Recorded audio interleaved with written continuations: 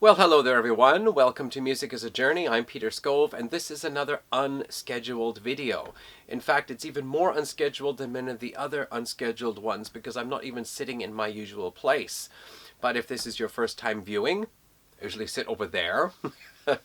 And if you've seen my videos before, well, this is the other side of the room, the other corner, the opposite corner.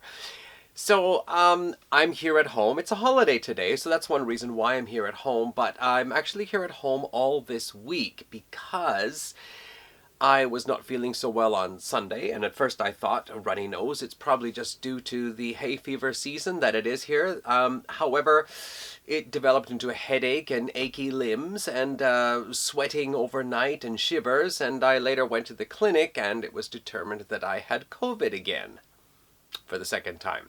I suppose it's just going to be one of those things, huh? Anyway, so I'm okay. I got over the worst of it the first couple of days there, but I'm fine now. However, I'm supposed to stay away from everybody, so I'm mostly held out here in this room where I've been trying to do translation work most of the day, and I'm pretty slow at it because I keep thinking of things like the translation work I'm doing is while watching a video on YouTube. I have to watch this video of this Japanese manga and then I listen to what they say and the words are printed on the screen and then I translate them into an Excel document. And it's a pretty slow process for me. I mean, I can understand a lot of it. I don't have to look up too much, but still it takes time. Anyway, because I've got YouTube open, anytime just, I feel like I need a bit of a break, well, I can go watch some video of something. It might be someone in the VC talking about albums or bands, whatever. It might be someone else talking about music. It could be something else entirely, like about science or history or whatever. But also I'm checking out songs as they pop into my head, and this got me going again with adding things into my Amazon shopping cart or Discogs or Bandcamp or even Yahoo Auction or other flea markets, whatever. And of course, I can't really afford to buy anything right now, so it's a little bit frustrating. I'd like to be able to just scoop it all up and bring it on home. But I thought what I would do then for this video is just to let you know I picked five things that are on my radar as of yesterday. Tomorrow it's probably going to change. But first of all, I'm going to break this into different categories, and the first category is a new artist to me. So maybe you can see on the screen here, this is Lindsay Schoolcraft.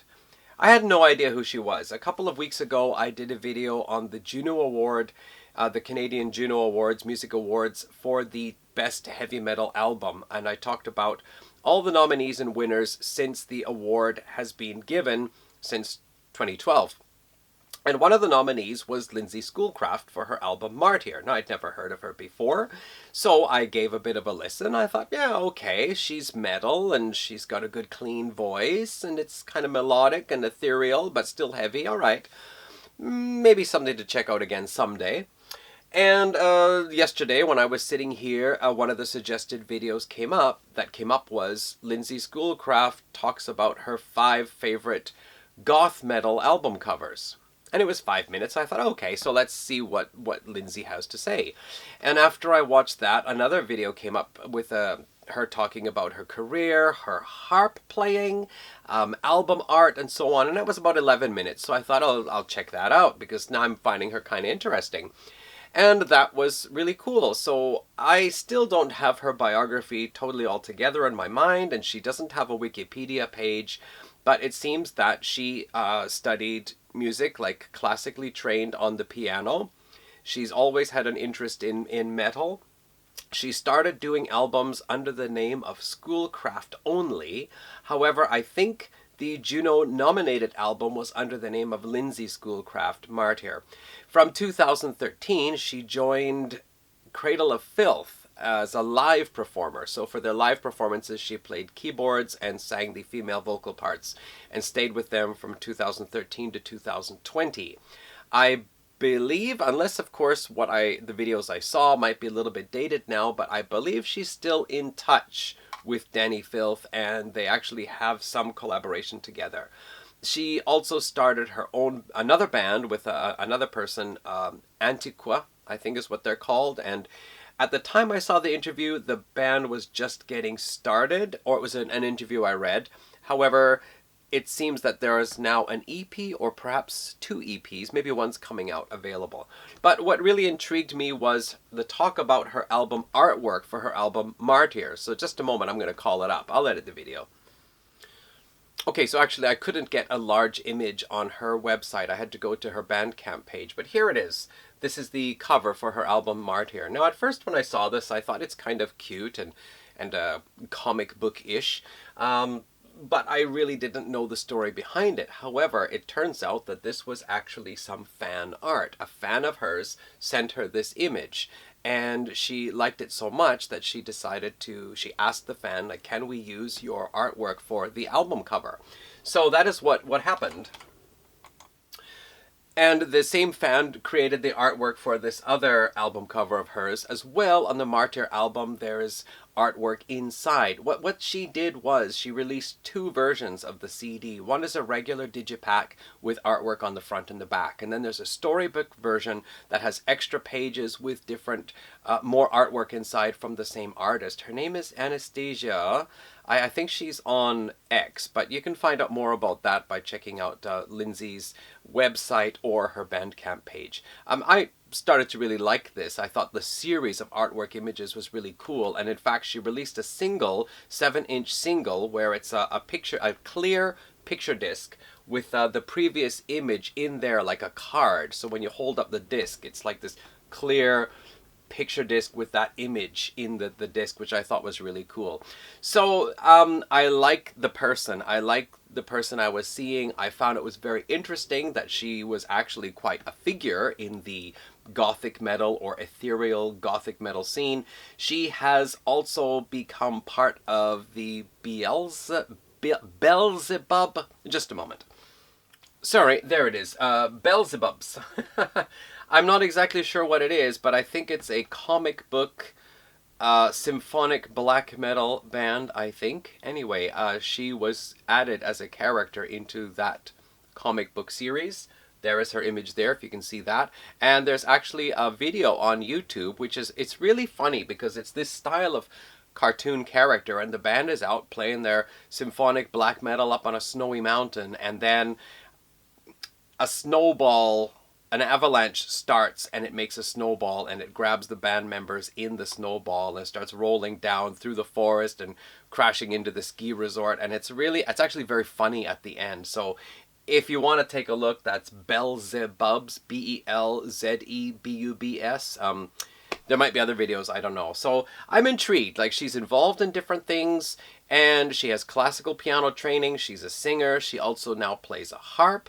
So in a way, she's what they call a triple threat, like Ali O'Brien of Blood Ceremony, who sings, plays flute, and keyboards. So I'm intrigued with her now, and I'd like to get a hold of her storybook CD. The only thing is that it's kind of hard to track down.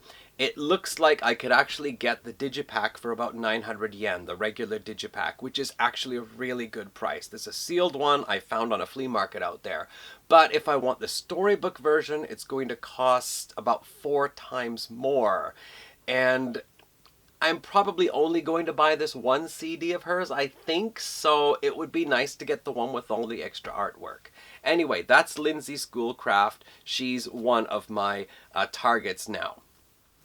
So next up, I'd just like to talk about some fun videos. Yesterday, I was looking at, okay, so there's a band called Treble Charger, which are a power pop band. They actually started out more as a punk band, but by the time they started releasing albums in the 1990s, they had become more of a power pop band. However, they only released 4 albums and an EP, and I have their second and third album, and I found their 4th album for about 400 yen.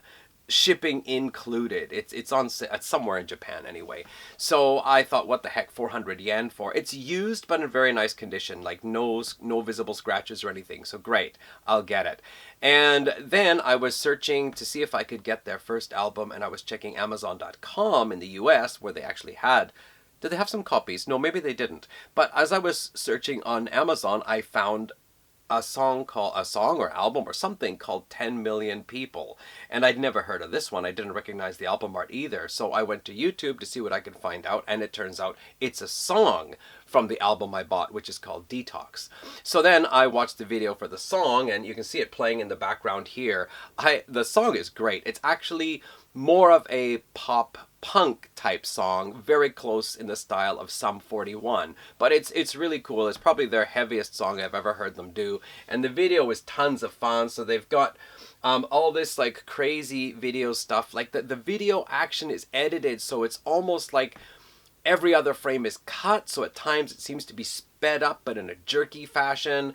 And they've got these like really crazy editing, I don't know if you can see it there as well. Sum 41 guest appear in here. Avril Lavigne guest appears. This is back in 2002, so she's probably like 16 or something at that time.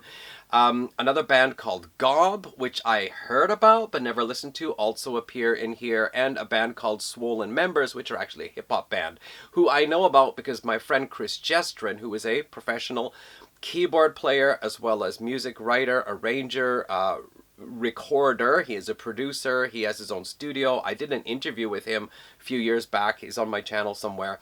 He actually did some work with Swollen Members as well. So I really love this video. I've probably watched it about 6 or 7 times now, and I'm glad to know that the song is on the album that I bought. Then, inspired by how much I was entertained by this video, I created a playlist of cool Canadian videos, and I just tried to think of all the really cool videos, most of them being very fun or entertaining videos, or and in some cases like some Voivod ones, just the effects in the videos were really cool. So let me just show you one of the Gob videos here. So if you go to my Cool Canadian Videos playlist, it's on my channel in the playlist section. It's the most recently created playlist. You can also see, I think the second one, this is a power pop, the punk pop band called Gob. Pretty good too, I guess. I'm not sure if I'll buy any of their stuff, but they're pretty good anyway. They've also got some fun videos, and in this video here, the band is playing against a bunch of zombie soccer players, as well as their zombie cheerleaders, and it just, you know, shows the humor. So I really like that. And one other video, I probably should have enlarged the screen from the beginning, but one other video, this is Striker Second Attack. They've got some really fun videos too, and I've included 2 of them on the list here. In this case, the band is brought to life off floppy disks and trained to be ready to fight a giant beer keg creature that is laying havoc upon the city. There they go, in for the kick. Crash. It's a great video. So they've got some cool ones too. Most of the videos on that list, they are all fun, funny, entertaining videos, with a couple that are just good rock videos or very cleverly done videos. So yeah, take a look at that if you will. Ooh, that's gotta hurt. Hit that beer keg.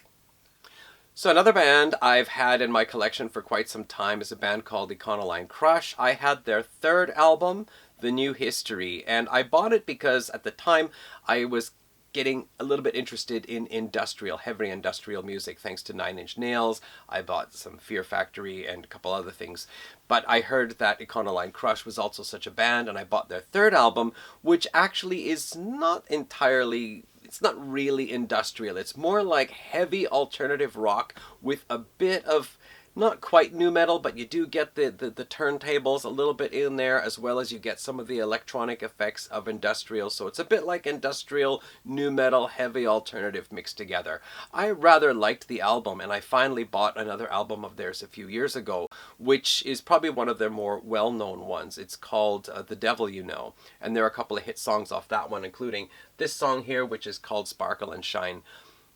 So I was listening to them recently, and I thought, I wonder how many albums they've actually done, and as it turned out, they only did about 3 or 4 albums before having a bit of a breakup. Then they did another album. There was a bit of a gap, and they did that was it. There was a bit of a gap, they did a 4th album, and then there was a long gap, and they've more recently come out with a newer one. So, and I'm not really sure how many, I think one of the band members has since passed away as well, but the lead vocalist has been with the band all the time. I'm not totally sure about all the details, but I like the sound of Econoline Crush. Again, very like a heavy alternative 90s rock with some a little bit industrial type stuff mixed in there, so pretty cool. So I wanted to check out their first album, and I thought it sounded really cool. Again, though, it's a little bit difficult to get a hold of. It seems that a lot of these albums I'm looking at are either available for really low prices on Yahoo Auction or flea markets, or I've got to track them down somewhere in the world. And even if the price is like a couple of euros or like $2 or $3, I still have to pay exorbitant shipping fees to get them sent over from Europe or the US. So it ends up coming out to buy a used copy in very good condition from Europe or the US or even Canada is going to cost me almost the same as buying a new CD in Japan. And a new CD meaning by regular new CD prices, which is pretty high for me. So yeah, I'd like to get the first album, really. So Econoline Crush, that's the third one on my list. What did I say here? What was the second? The second thing was actually just the videos I wanted to share. You know that? Lindsay Schoolcraft is on my list. Thought I'd show you some videos, let you know about some videos. Econoline Crush is on my list. 2 more to go. One band, I borrowed a CD of theirs from my local library way back in probably the early 90s. That's Cowboy Junkies. They are an alternative country band. You might have heard about them because around the early 90s, I think it was, they had a song called Sweet Jane, which is actually a cover of a Lou Reed song, apparently. And that song went really big. They even appeared on some American TV programs. I think they were on the Dick Clark Show or something like that. So was Dick Clark around in the early 90s? They were on some American TV programs, and even Lou Reed apparently liked their version of the song. So I remember I liked that one, and there were a couple of other tracks on the album I liked. And so recently I found that album on Amazon, and I put it aside in the shopping cart to get when the money's around to get it. But in the meantime, I thought, I wonder if they've got some other stuff that I might be interested in. So I checked out one of their more famous albums called Caution Horses, but to be honest, Cowboy Junkies music is really mellow. It's really, really mellow. And while, as I said before with K.D. Lang's Ingenue album, I like some mellow songs. The mellow songs might even be my favorites on an album, but an album of mellow songs, it's a bit much. However, I found that Cowboy Junkies, this album here, Lay It Down, and I'm not sure if I'm going to get the video here in the background. Yes, I am. I'm going to get some French fries in the background here.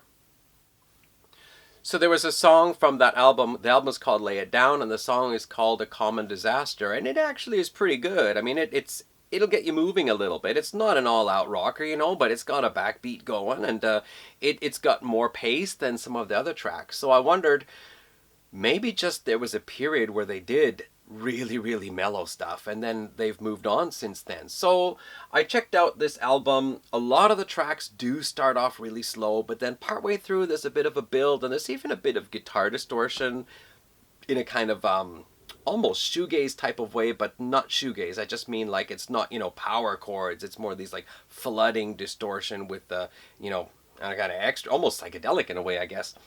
And then I started checking out some of their other albums. They actually have a new album that just came out last year, and it seems that there's a good mix. Like some of it is more mellow country or alternative country, and some of it does go into a more kind of psychedelic or a little bit crazy on the electric guitar, like not like Eddie Van Halen or Joe Satriani crazy. I just mean, for them, crazy. It's a bit harsh, a bit gritty, a bit rough on the edges.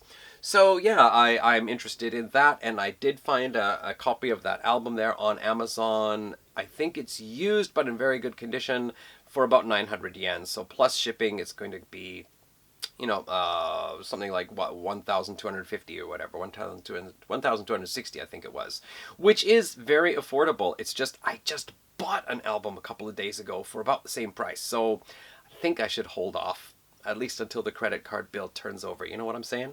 So anyway, Cowboy Junkies, at least that one album I want to get, and if I find I really like it, I might want to check out something else. One more to talk about. So the last one here, I was watching Sea of Tranquility. Pete Pardo and a guest were talking about what they called the new wave of traditional heavy metal. Hadn't heard about this before, but made sense to me. I knew exactly what they were talking about. See, since Somewhere around 2005, 2006, 2007, there was a resurgence of a resurgence, an insurgence, a startup. A lot of bands started playing traditional heavy metal, the stuff you got from the 1980s. And I'm not talking about glam styled stuff. I'm talking about that more serious stuff. I think they were talking about like Omen or Armored Saint, Agent Steel, that kind of thing, you know. Usually higher register vocals, lots of guitar work, lots of guitar, soloing, that kind of thing. And I knew what they're talking about because I already had albums by, well, a lot of Canadian bands like Cauldron, Skullfist, Striker, Traveler, and there's a lot more. I'm probably forgetting somebody that I have too. But they were talking about this, and it's a global thing. Like, you can find bands all over. And so each person picked, they each picked 5 albums, and they were going to introduce their 5 albums that they picked and talk about them. And one of the bands they mentioned was a band called Gatekeeper, and they said best artwork. Out of all the bands, all the albums they picked to talk about, Gatekeeper had the best artwork.